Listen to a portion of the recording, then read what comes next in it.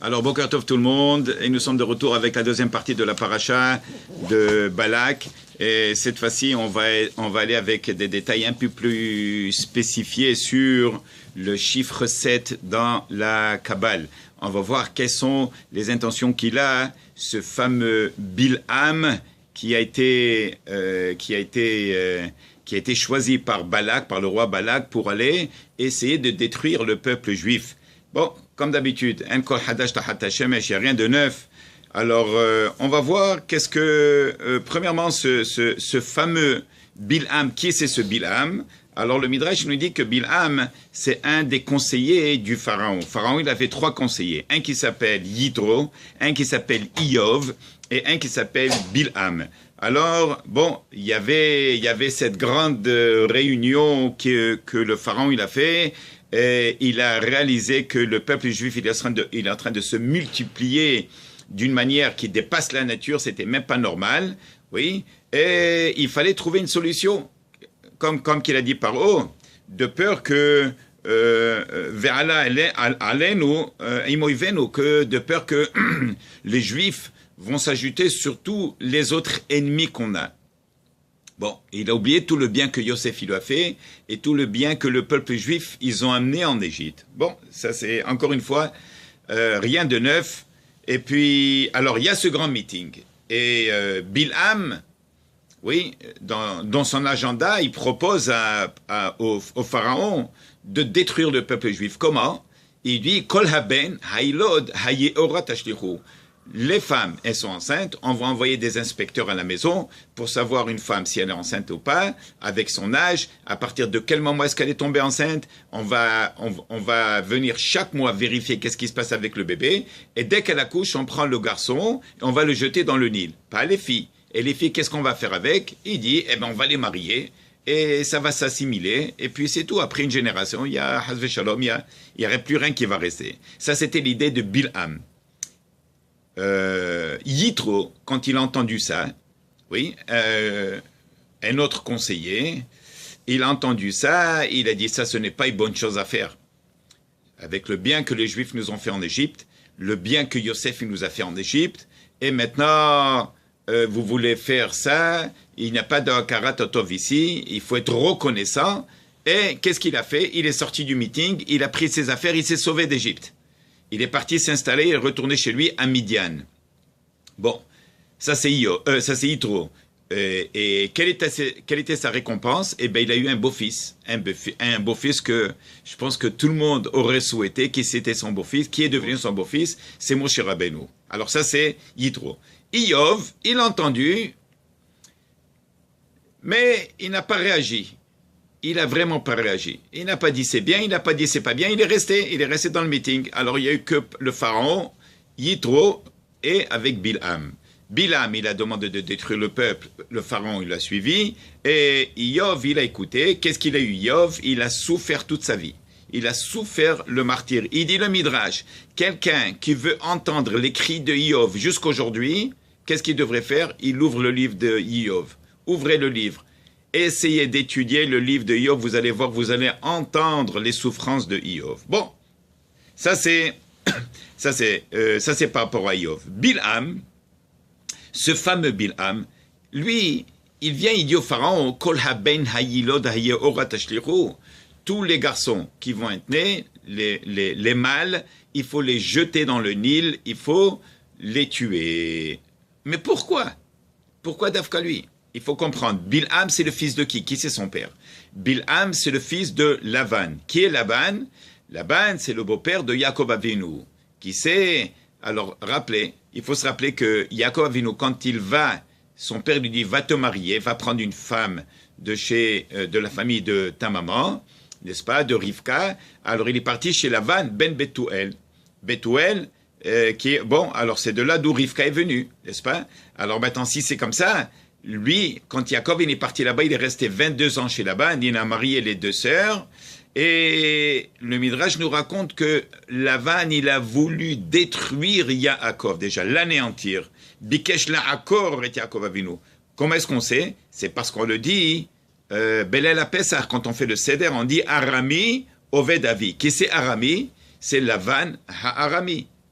Très bien. Alors, voilà qu'il n'a pas réussi. Yaakov a échappé Laban.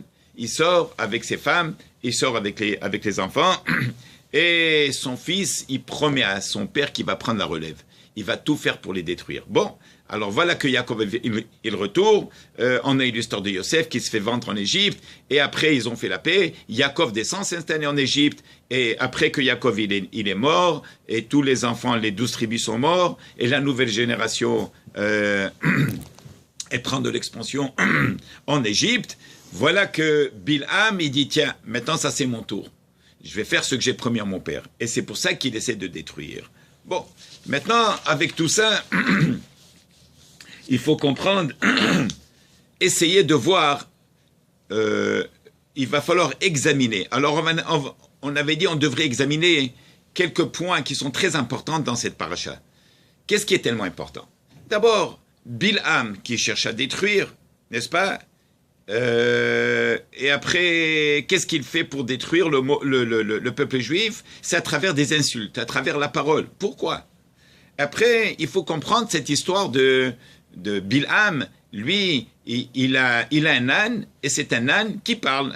L'âne répond à Bilham. Hachem, il fait que l'âne ouvre sa bouche et elle parle à Bilham. Comment est-ce que c'est possible?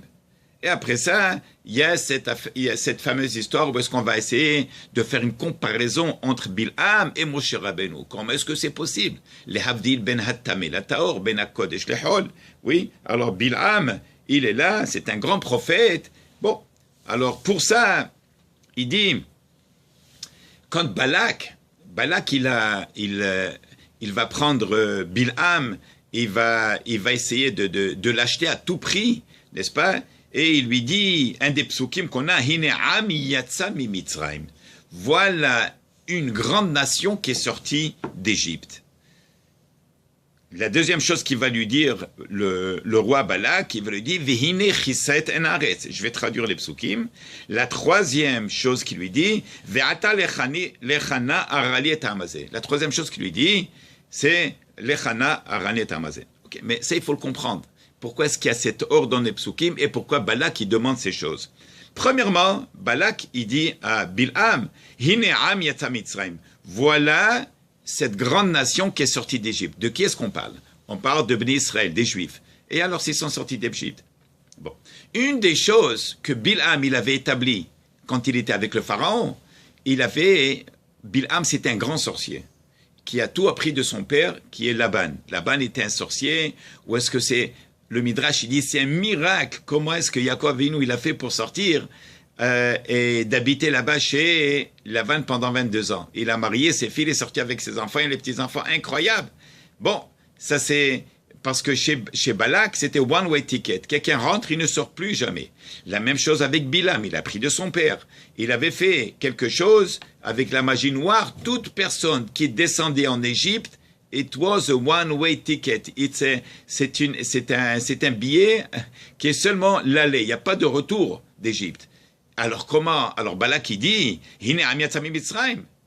Tu avais promis à tout le monde que les Juifs ne vont jamais sortir d'Égypte. Tu avais fait ce que tu as fait avec la magie, mais ça n'avait pas marché. Alors ça c'est la première chose qu'il lui dit. La deuxième chose qu'il dit Balak, il lui dit, Hine kiset en aretz. Les Juifs, ils sont tellement nombreux, ils ont couvert la terre.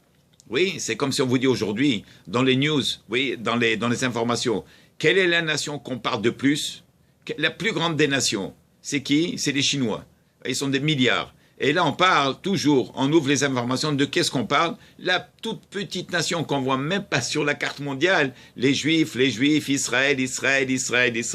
C'est ce que Balak y voyait. Qu'est-ce qu'il voyait? Il voyait les Juifs, même pas à Yosef, ils ont couvert toute la planète. Alors il disait à Bilham, regarde, tu as promis au Pharaon que les Juifs ne vont jamais sortir de là-bas. Et pourtant, voilà, ils sont sortis. Qui ça est un Haaretz. Alors, où est-ce qu'elle est?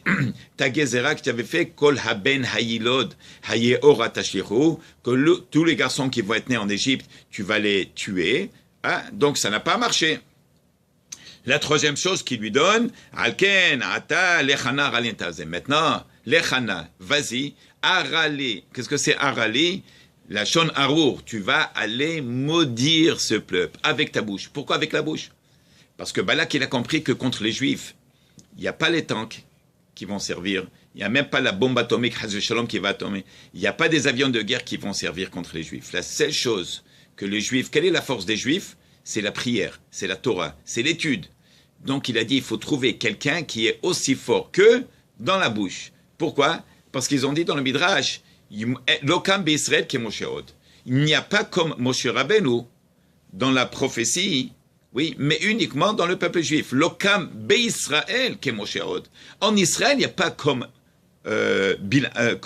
Moshe Rabbeinu. Mais au dehors du peuple juif, il y a Umihu, Bil'am. Et pourquoi? La tête pitranpe les umot haolam, pour ne pas que les nations à la fin du monde, à la fin des temps, quand Melech HaMashiach sera là, ils vont dire, ouais, bien sûr, vous les Juifs, vous avez reçu des rabbins, vous avez eu des bonnes écoles, vous avez eu des yeshivot et des synagogues, les rabbinim vous ont parlé, ils vous ont guidé dans la Tarat HaMishpacha, l'ambaï, dans la kashrut, l'éducation des enfants. Et nous, qu'est-ce qu'on a eu? On n'a rien eu. Viens qu'Akadosh Baruch Hu leur donne un prophète, le niveau mamage de Moshe Rabbeinu. La seule chose, c'est que Moshe Rabbeinu nous a éduqués, il nous a appris le chemin de la Torah et comment se comporter comme que Hachem, il s'attend de nous.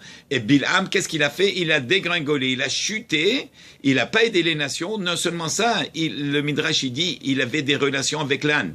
Il dormait avec l'âne pendant la nuit. Le matin, il était sur elle, et la nuit, il dormait avec elle. Alors si c'est comme ça, vous voyez que Bil'am, il a dit à Balak, écoute bien, les avions de guerre, ça ne marche pas avec eux. Il faut leur forcer dans la bouche. Et Balak, il a dit, Bil'am, toi, tu as une mauvaise langue. Avec ta mauvaise langue, tu peux détruire ce peuple. Alors voilà que ça, c'était ce que Balak, il espérait faire. Et c'est intéressant parce qu'on trouve dans cette affaire qu'on a dit tout à l'heure, qu'on a mentionné que l'âne qui parle, ça c'est une des 10 choses que Akadosh Baruch Hu, que Dieu il a créé, Erev Shabbat pendant la création du monde. Il est ramené dans Pirkei Avot, dans le 9e chapitre, il est ramené, il dit, Asara Dvarim Nivreu Ben Hashmashot, 10 choses Akadosh Baruch Hu il a créé juste avant l'entrée du Shabbat. Une des choses c'était qu'un jour, l'âne de Bil'am va parler. Oui, et pourquoi est-ce qu'elle doit parler? Qu'est-ce qu'on a besoin qu'elle parle?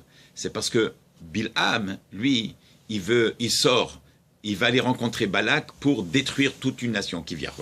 Et lui, il disait, moi, je connais exactement le moment quand Akadosh Baruch Hu s'énerve.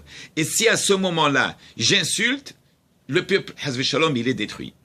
Lui, il connaissait ce qu'il dit, le pasuk Yodea Da'at Elion. Il savait exactement, et Kamao a dit dans la Gemara, dans Masechet Bachot, Vekamazé, Rega. Comment c'est Rega? C'est rien, c'est une fraction de seconde. Mais il connaissait exactement quand est-ce que ça arrivait, cette fraction de seconde. Et si à ce moment-là, il sort quelque chose de sa bouche, Hazve Shalom, c'est fini. Ça, c'était Bil'am. Bon, alors qu'est-ce qu'il veut faire lui? Lui, il veut vraiment y aller, il veut essayer de détruire le peuple juif. Avec ça, bon alors maintenant, nous qu'est-ce qu'on comprend de tout ça? Qu'il y a ce fameux Bil'am, il veut détruire la nation, il a une force dans la bouche. Est-ce que ça peut vraiment marcher ou pas? Oui, alors c'était une des questions qu'on a posées au début. Est-ce que vraiment les insultes, elles peuvent tenir sur quelqu'un? Ah, comment tu peux insulter quelqu'un? Et Akadosh Baruch Hu lui dit, Lo telech imahem ki baruch hu.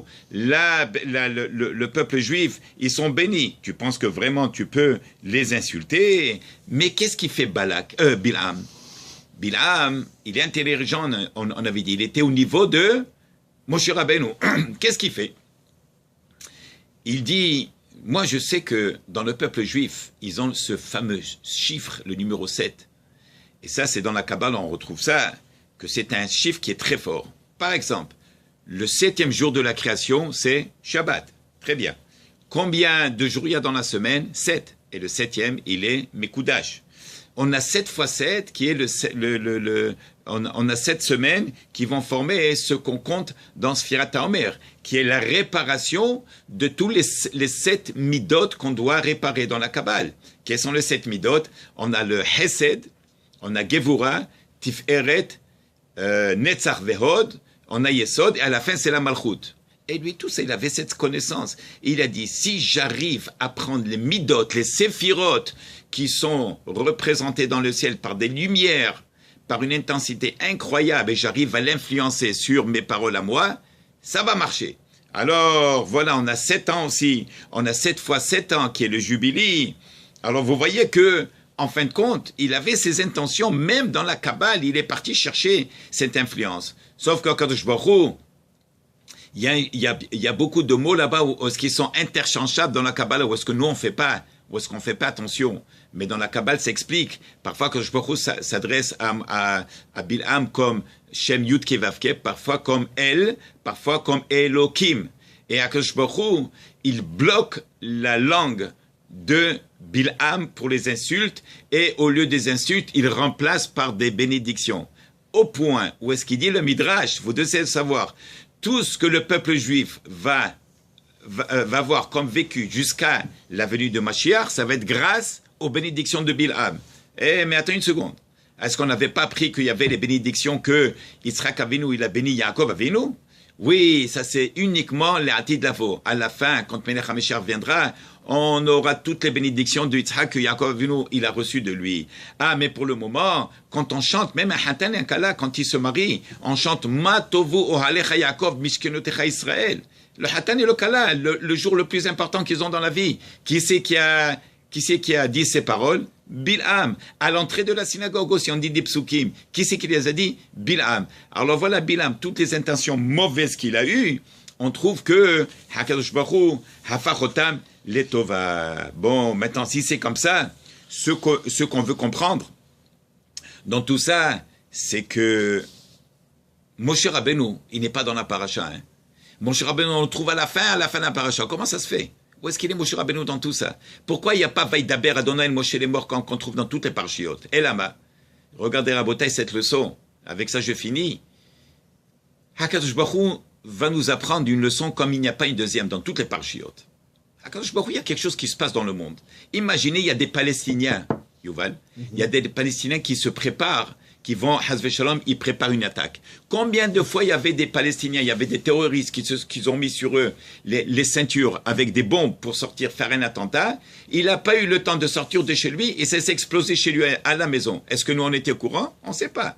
Les Israéliens, ils sont dehors, ils sont dans les pique-niques, celui-là il va au travail, l'autre il va à la plage, l'autre il fait un barbecue, l'autre il est sur le balcon, l'autre il est en train de construire sa maison et on est au courant de rien. Là, c'est ça ce que je veux nous apprendre. Il dit, regardez, il y a un homme qui est au niveau de la prophétie comme Bil'am, comme Moshe Rabbeinu, il s'appelle Bil'am.